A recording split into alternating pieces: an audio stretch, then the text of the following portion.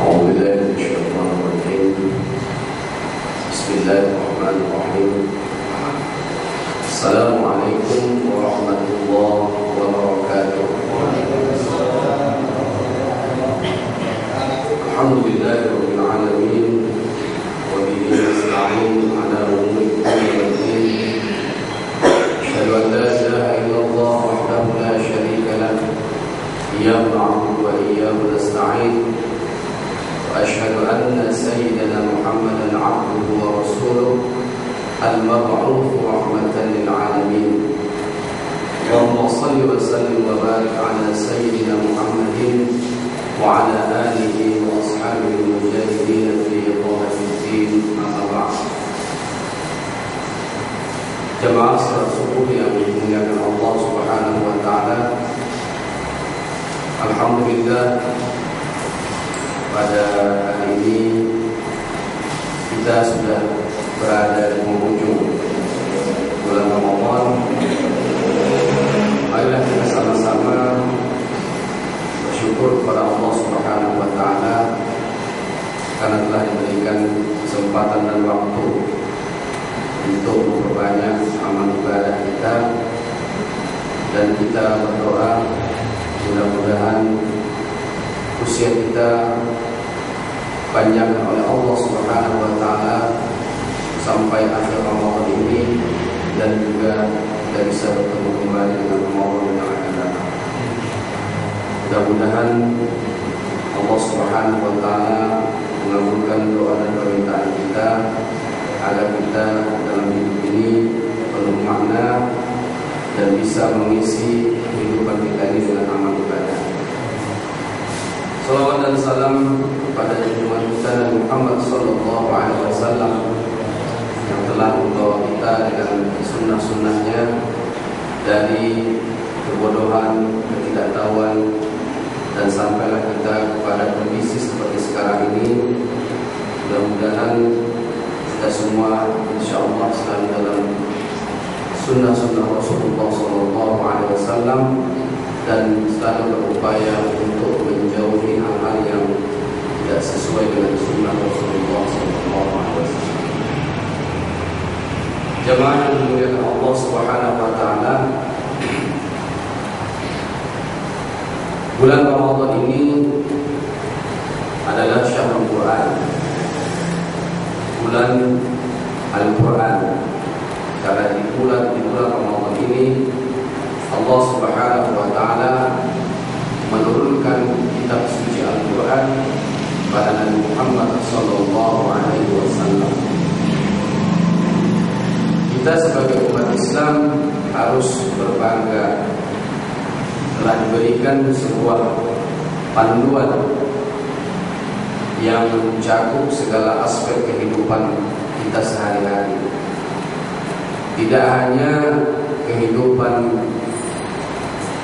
bersifat spiritual keagamaan, tapi juga berisi memuat hal-hal yang menjadi kebutuhan kita dalam kehidupan. Oleh karena itu, Al-Quran ini diturunkan oleh Allah Subhanahu wa taala sebagai huda, sebagai petunjuk bagi orang-orang yang bertakwa. Dzalikal kitabu la raiba fihi hudal lil muttaqin. Akan tetapi kita melihat bahwa hari demi hari umat Islam ini jauh dari tuntunan Al-Quran, bahwa Al-Quran hanya diposisikan sebagai media untuk memperbanyak pahala dengan membacanya. Padahal Al-Quran itu bukan hanya sekedar untuk dibaca, tetapi dia harus diamalkan, harus dijadikan sebagai panduan dalam seluruh aktivitas kita dalam kehidupan.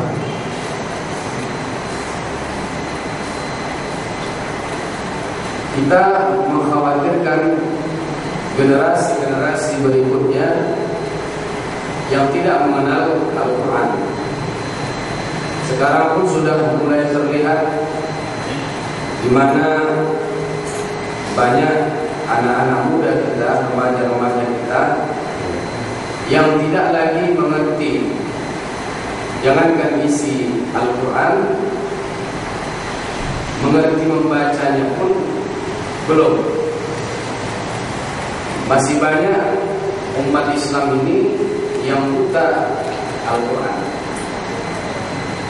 Maka oleh karena itu, sebagai orang tua atau sebagai tokoh masyarakat, kita harus membuat gerakan-gerakan agar remaja-remaja dan generasi muda bisa mencintai Al-Quran.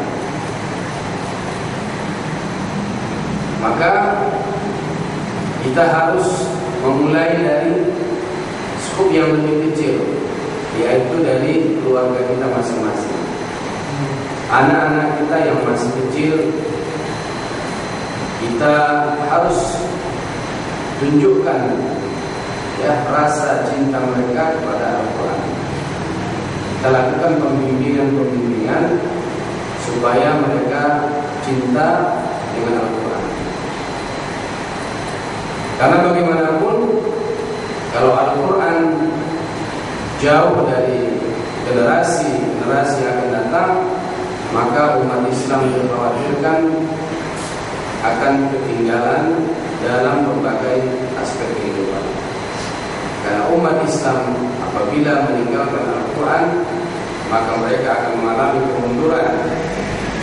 Sedangkan umat yang lain, ketika mereka meninggalkan kitab sucinya, mereka akan maju. Kita lihat kondisi seperti itu terjadi di negara-negara Eropa, Amerika, bahwa hari demi hari generasi muda mereka sudah jauh meninggalkan kitab suci mereka.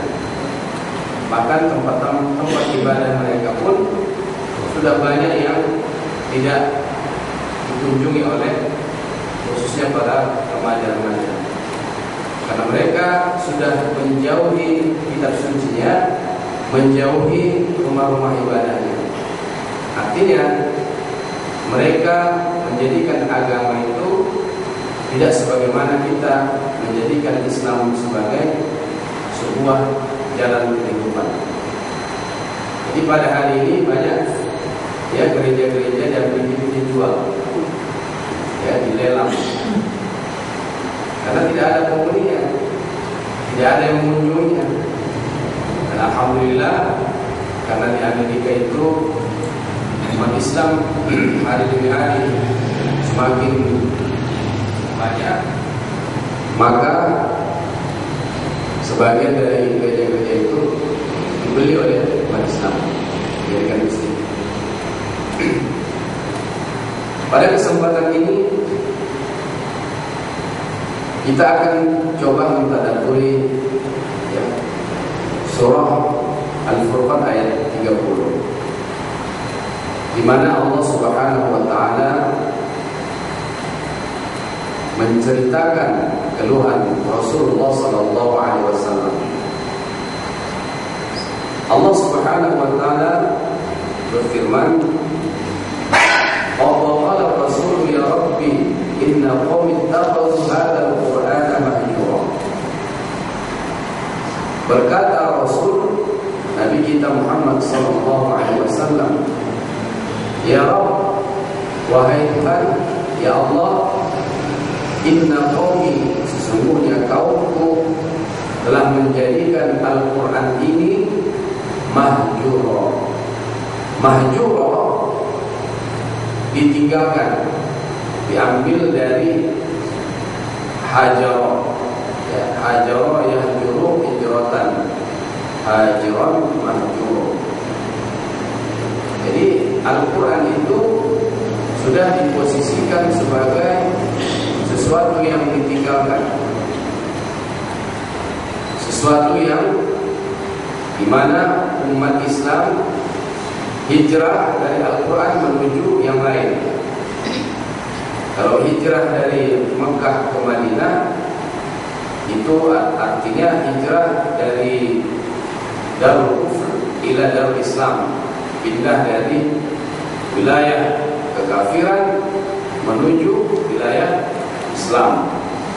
Tetapi kalau orang hijrah dari Al-Quran kepada yang lain, itu artinya hijrah dari sesuatu yang tidak baik, dari sesuatu yang baik kepada sesuatu yang tidak baik, di mana kita sudah menjadikan Al-Quran ini sesuatu yang mahjur, terpinggirkan, tersingkirkan, ditinggalkan. Jadi hal ini menjadi keluhan dari Rasulullah SAW, karena ketika itu setiap kali Rasulullah SAW menyampaikan ayat-ayat suci, maka orang-orang di sekitarnya menolak dan tidak mau menjadikan Al-Quran sebagai pedoman. Nah, kalau hal itu kita tarik ke zaman kita sekarang, itu terjadi kembali, di mana umat Islam tidak lagi menjadikan Al-Quran sebagai sebuah pedoman. Al-Quran hanya dijadikan sebagai alat untuk mencari keuntungan. Nanti ada MTQ, Musabaqah tilawah Al-Quran. Semua masing-masing dengan membaca Al-Quran itu ingin mencapai kedudukan, ingin meraih hadiah-hadiah. Kemudian orang menghafal Al-Quran tidak lagi dengan tujuan yang ikhlas, tapi tujuannya bersifat duniawi. Al-Quran hanya dijadikan sebagai alat sumpah.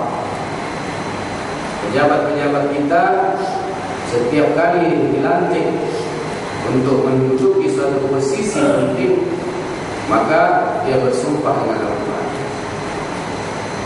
Tapi sampai di situ saja. Setelah itu Al-Quran hilang.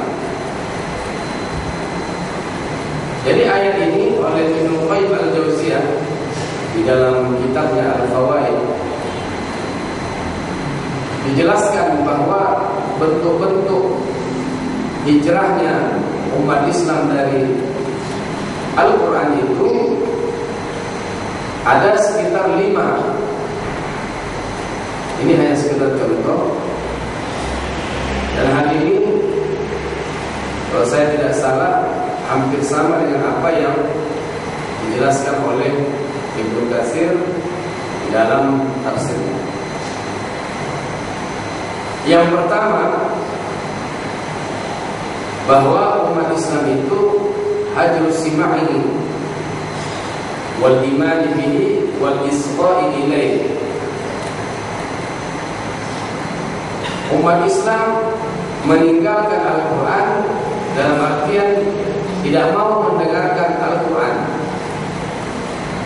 tidak mau membaca Al-Quran dan tidak mau mendengarkannya.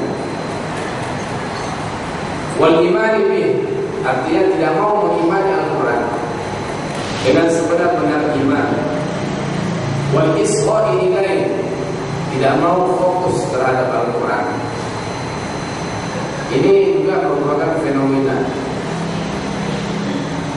umat Islam di zaman sekarang, di mana umat Islam khususnya remaja-remaja dan generasi muda, mereka tidak suka lagi mendengarkan Al-Quran. Mereka lebih suka mendengar musik, mendengar nyanyian, mendengar lagu-lagu barat. Musik-musik menjadi kebutuhan di dalam kehidupan para remaja. Rasanya kalau tidak ada musik, dunia ini tidak indah. Dan anehnya, dunia musik ini menjadi kebanggaan di negeri yang mayoritas Islam seperti Indonesia. Orang orang mau menjadi top terkenal harus jadi penyanyi, artis. Ukuran kemasyhuran atau keterkenalan seseorang adalah melalui musik. Padahal musik itu sendiri di dalam Islam ya, sangat tidak terpuji. Sebagian ulama ya mengharamkan, walaupun musik-musik itu terlihat islami, terlihat tidak ada hal-hal yang melanggar kaidah-kaidah syariat. Tapi kalau musik-musik yang melalaikan, musik-musik yang berisi memuat hal-hal yang menjauhkan seseorang dari Allah Subhanahu wa taala atau melecehkan ya syariat Islam, itu ulama sepakat mengatakan haram. Jadi musik menjadi hal yang nomor satu dan sangat penting dalam kehidupan umat Islam secara umum dan remaja secara khusus pada hari ini. Jadi Al-Quran itu diposisikan sangat jauh dalam kehidupan mereka. Al-Quran tidak lebih hanya sebagai, seperti yang saya katakan tadi, hanya sebagai alat atau sarana untuk mencari keuntungan. Sama misalnya kalau ibu-ibu sedang menonton TV, bukan ibu-ibu aja, bapak-bapak juga. Kalau lagi misalnya mencari siaran, tiba-tiba ada baca Al-Quran, itu langsung dipindahkan. Seharusnya kalau Al-Quran itu diperdengarkan, kita harus mendengar, kita harus diam, khusyuk.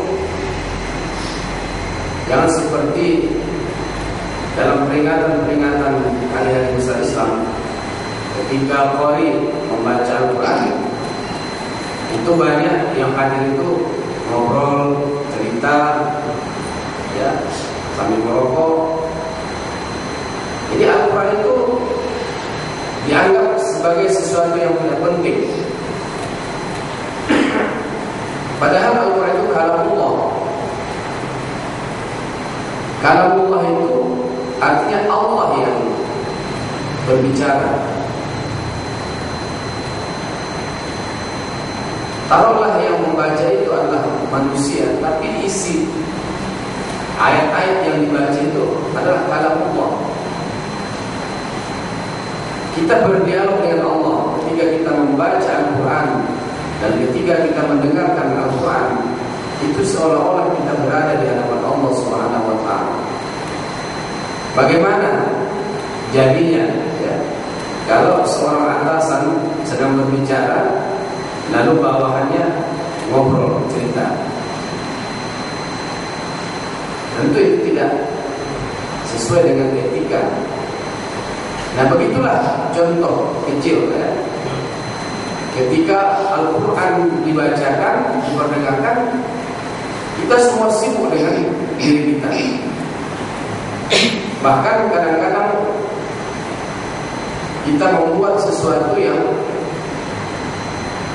mencederai kesucian Al-Quran. Kami merokok. Bahwa kita tahu merokok itu sesuatu yang sangat dilarang. Tapi ketika orang baca Quran, kita merokok. Jadi tidak mau mendengarkan Al-Quran. Ini bentuk ya, di mana umat Islam sudah hijrah meninggalkan Al-Quran.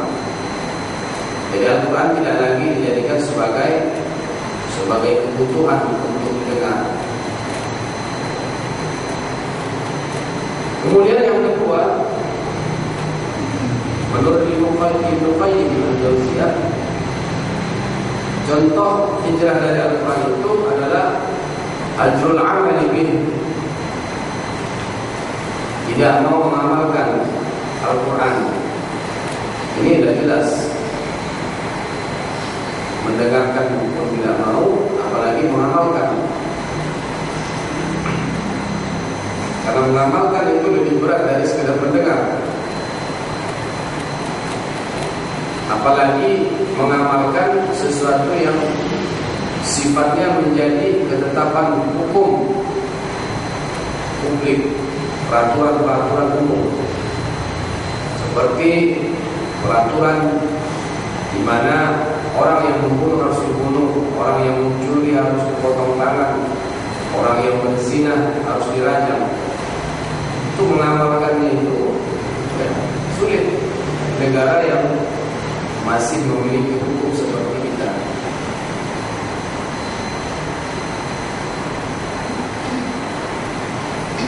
Nah, kemudian baru yang ketiga, hajrul tahkimihi wa tahakumi ilaihi. Tahkim menjadikan Al-Quran sebagai penengah, sebagai hakim. Ketika terjadi hal-hal yang menimbulkan pertengkaran, menimbulkan perpecahan, perbedaan, maka Al-Quran menjadi tahkim, Al-Quran menjadi penengah, Al-Quran menjadi hakim. Kita harus merujuk kepada Al-Quran supaya pertikaian, perpecahan, pertengkaran, perbedaan itu menjadi satu pandangan. Tetapi ini juga lah yang tidak kemudian menjadi kenyataan, di mana kita masih suka mengambil pendapat masing-masing. Kita masih suka ya ta'assub, ya memilih mazhab atau kelompok kita masing-masing. Kita tidak mau merujuk kepada Al-Quranul Karim, tidak mau menjadikan Al-Quran sebagai pedoman. Nah, kemudian yang keempat, hajrut tadabburihi wa tafahumihi. Tidak mau mentadabburi Al-Quran. Mentadabburi itu beda dengan menafsirkan. Tidak mau memahami Al-Quran. Tadabbur dan memahami itu seiring sejalan. Kalau menafsirkan Al-Quran itu butuh perangkat-perangkat ilmu yang banyak. Harus pandai bahasa Arab, harus mengerti ya kaidah-kaidah bahasa, harus mengerti sastra Arab, harus mengerti usul fikih, harus mengerti ilmu-ilmu yang lain yang berkaitan dengan Al-Quran. Tapi kalau tadabbur, kita semua bisa mentadabbur Al-Quran. Makanya Al-Quran itu setiap kali dibaca, setiap kali direnungkan, itu ada makna-makna yang baru. Tapi kalau sekedar dibaca tidak dipahami, apalagi saling berlomba-lomba untuk menghafalkan Al-Quran, tapi hanya sekedar khatam, itu tidak tercapai tujuan kita untuk mentadabbur Al-Quran. Mentadabbur Al-Quran itu bagaimana kita bisa menyelami isi kandungan Al-Quran. Nah, caranya kita baca terjemahannya, kita renungkan. Alangkah baiknya lagi kalau kita mengerti bahasa Arab, karena setiap kali direnungkan, dipikirkan, ada makna-makna baru yang kita temukan dari Al-Quran. Beda dengan tafsir. Kalau tafsir itu sifatnya permanen, tidak berubah. Walaupun nanti ada orang-orang yang berupaya untuk menafsirkan sesuai dengan rohyunya, sesuai dengan pikirannya, sesuai dengan ya pendapatnya secara pribadi. Tetapi sifat tafsir itu adalah permanen, itu tidak berubah. Sedangkan tadabbur, ya, tafakkur itu bisa terus bertambah dan terus bertambah. Misalnya kita mentadabburi, ya, Alhamdulillahirabbil alamin. Nah, mungkin kalau sekali baca kita hanya bisa memahami bahwa segala puji, ya, bagi Allah. Berarti tidak perlu dipuji. Kita ini hanya makhluk biasa. Kita hanyalah ciptaan Allah. Jadi pujian itu hanya milik Allah.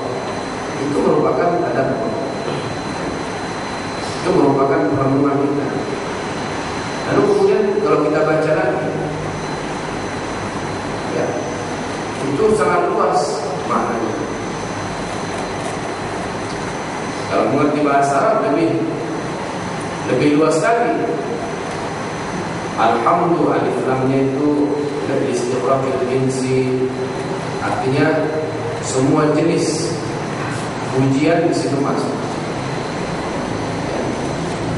Jadi kalau kita merenungkan, mentadabburi, sebenarnya pujian-pujian yang diberikan orang kepada kita itu bukan hak kita, itu adalah Allah Subhanahu wa taala.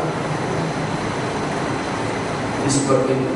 Apalagi kemudian dilanjutkan lillahi, lamnya itu lil-milk, kepunyaan milik Allah. Jadi segala bentuk pujian-pujian itu hanya milik Allah Subhanahu wa taala. Ini bukan milik makhluk, bukan milik kita. Dan masih banyak, ya. Kalau kita terus mau mentadabburi Al-Quran, setiap kali kita baca, setiap kali kita ulang, itu akan lahir makna-makna yang baru. Makanya baca Al-Quran ini tidak bosan-bosan. Coba ibu baca buku novel misalnya, atau buku Islam, atau buku apa saja lah. Kalau tamat sekali, ya, untuk mengulangnya udah malas. Padahal belum tentu juga kita hafal isinya. Kita baca buku tentang Islam, misalnya terjemahan Sahih Bukhari.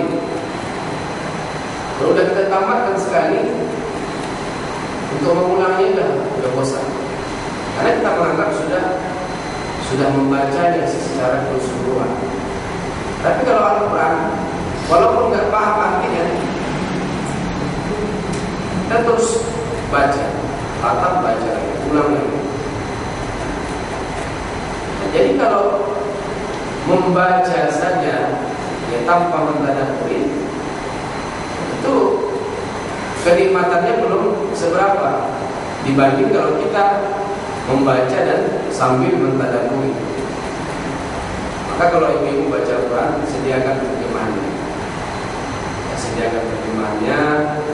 Kemudian sekarang ini kan banyak Al-Quran, mushaf yang banyak tambahan-tambahan, ya. Tidak hanya sekedar terjemahan. Ada asbabun nuzulnya, ya kan? Ada hadis-hadis yang berkaitan dengan ayat yang kita baca. Ada kemudian hukum-hukum tajwid. Ada lagi kamus-kamus Al-Quran. Jadi sekarang ini sarana media sudah lengkap. Tinggal kita yang harus banyak menyemangati diri supaya cinta membaca Al-Quran dan mentadabbur ini. Nah, kemudian yang terakhir, hajrul istishfa wa tadawi dari Al-Quran. Tidak mau mengambil, menjadikan Al-Quran sebagai syifa,